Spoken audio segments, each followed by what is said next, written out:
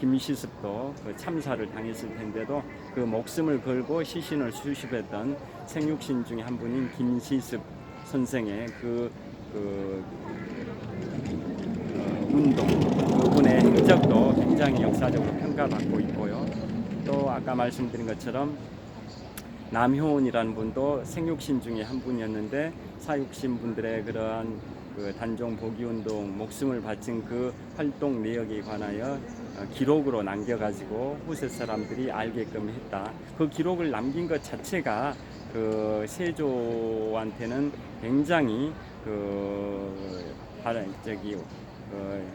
안 좋게 자기가 사육신들을 참살했던 그런 게 다 기록으로 남는 것 자체가 세조한테는 엄청나게 마이너스가 되는 그러한 악영향을 미치는 거였기 때문에 세조가 분노할 수밖에 없었던 그런 상황일 텐데도 그 기록을 남기는 남효원의 그런 정신도 일종의 목숨을 걸고 기록을 남겼다. 그래서 후세 사람들이 그 단종 복위운동의 그 역사적 가치, 그 다음에 그의 결과로 참사를 당한, 참극을 당한 관련 그 관료들, 단종 복위운동을 했던 사람들이 수십 명이 죽었을 뿐만 아니라 그 가족들까지 멸문지화를 당했기 때문에 수백 명이 사망을 했다고 합니다.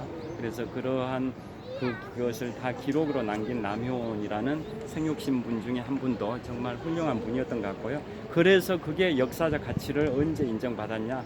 250년이 지난 조선 숙종 시대, 조선 숙종 장희빈을 이제 후궁으로 뒀던 분이 숙종이지 않습니까? 조선 숙종대에 이르러서 숙종 임금이 사육신 묘를 우연히 알게 됐고, 그래서 그 남효원이 기록으로 남긴 개인문집 추강집의 그 육신전 파트를 읽게 됐고, 그래서 그 사육신 분들의 역사적 흔적에 관하여 너무나도 고귀하게 숭고한 그 단종 복위운동이라고 평가를 하고, 목숨을 걸고 한 임금을 섬기기 위해서 충절과 의리를 바친 그 사육신 분들의 그 뜻을 기리기 위해서 제사를 지내기 시작했답니다. 결국은 250년이라는 역사가 지나서 이렇게 사육신 분들이 제대로 역사적 가치를 평가받았다고 하는데요. 그런데 우리나라는 아직도 그 단종 복위운동과 비슷하다고 제 개인적으로 생각을 하는 5.18 광주 민주화 운동에 관하여 아직 논란이 계속 있고 보수 세력과 진보 세력 간에 이견이 있다는 게 굉장히 가슴 아픈 일인데요. 그 십수년 전에 이미 5.18 광주 민주화 운동에 관한 특별법 등을 통해서 5.18의 그 가치, 역사적 의미는 다 검증이 됐다라고 생각을 합니다. 그래서 더 이상 그런 논란이 없어야 할 것 같고, 3.1 임시정부, 1919년 3.1운동에 따른 상하이 임시정부의 그 정신이 헌법의 전문에 그 기록이 됐듯이 5.18 광주 민주화운동의 그런 민주화운동의 정신도 헌법의 전문에 민주공화국인 대한민국은 민주공화국이다 라는 게 헌법의 1조에 나오지 않습니까? 대한민국은 민주공화국이라는 것은 국민에 의해서 선출된 정부가 국민을 이끌어 나간다라는 민주공화국 뭐 이런 의미지 않습니까? 그 1조 바로 그 앞에 있는 앞전자 문자 전문, 그 전문에 3.1 운동의 정신을 계승한 상하이 임시정부의 정신이 기록되어 있듯이 지금부터 40년 전에 있었던 1980년 5월 18일 광주 민주화운동의 정신, 민주화운동을 해가지고 민주화를 진일보시킨 5.18 광주 민주화운동의 정신도 헌법의 전문에 반영되는 그날이 최대한 빨리 도래하기를 이제 염원을 해봅니다. 지금까지 장시간 동안 내일이 바로 5.18 광주 민주화운동 40주년이기 때문에 초등학교 6학년, 즉 12살 때 5.18 민주화운동을 간접 경험했던 그 국민의 한 사람으로서 40년의 세월이 흐른 현재 52세의 나이에 그 40년 전에 발생한 5.18 광주 민주화운동에 관하여 다시 한번 생각하는 시간을 가지려고 이 시간을 갖게 되었고요. 시청자 여러분들께서도 다들 시각 차이는 있으시겠지만은 5.18 그 광주 민주화운동의 진정한 역사적 가치에 관하여 관심을 좀 가지셨으면 하는 그런 그 소박한 바람을 갖고 있습니다. 약간 다들 생각은 다를 수는 있을 것 같습니다.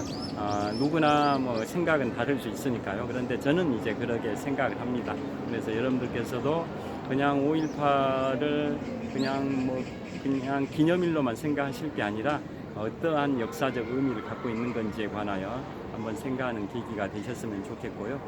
그게 이제 5.18이 일어난 지 딱 7년 후인 1987년에 제가 대학교 1학년에 입학을 해가지고 바로 1987년 그 4.13 호헌 조치, 그 당시에 전두환 그 군사 정부에 의해서 헌법을 수호하겠다. 그게 뭐냐면 헌법상의 간접 선거 방식의 대통령 선거 제도가 있었지 않습니까? 그 간접 선거 방식의 대통령 선거 제도 조항, 즉 그 헌법 조항을 그대로 유지하겠다. 헌법을 보호한다라는 것은 간선제 방식의 대통령 선거 방식을 그대로 유지한다. 반대 해석하면 직선제 방식의 대통령 선거를 하지 않겠다라는 거고, 그것은 군사 독재를 유지하겠다라는 거지 않습니까? 그런데 그거에 대해서 엄청나게 제가 대학교 1학년 때 그 많은 학생들, 시민들이 민주화운동을 해가지고 6.29 선언이라는 그 군사정부의 항복을 받아냈지 않습니까? 6.29 선언이 뭐냐? 아시다시피 대통령 직선제를 하겠다. 국민에 의해서 직접 뽑는 방식의 대통령 직선제를 하겠다라는 게 6.29 선언의 골자지 않습니까?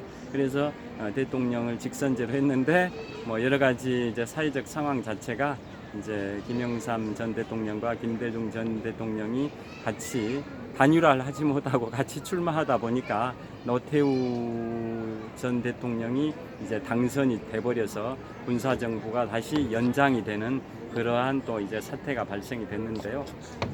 물론 이제 그 뒤로 5년이 지나서는 이제 김영삼 전 대통령, 또 5년이 지나서는 김대중 전 대통령이 이제 대통령이 되시긴 하셨지만은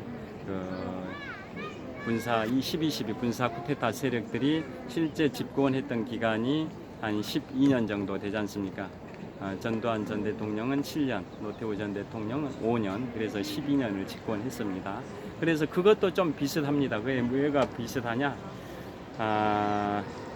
그 개유정난을 통해서 그 단종을 이제 허수아비를 만들어 버리고 수양대군 자신이 정권을 찬탈하기 위한 사전 정지 작업을 했고, 그로부터 2년이 지난 1455년에 이제 왕위를 강탈했지 않습니까? 그래서 그 1455년에 왕위에 오른 그 세조는 그로부터 임금을 딱 13년밖에 못했습니다. 세조.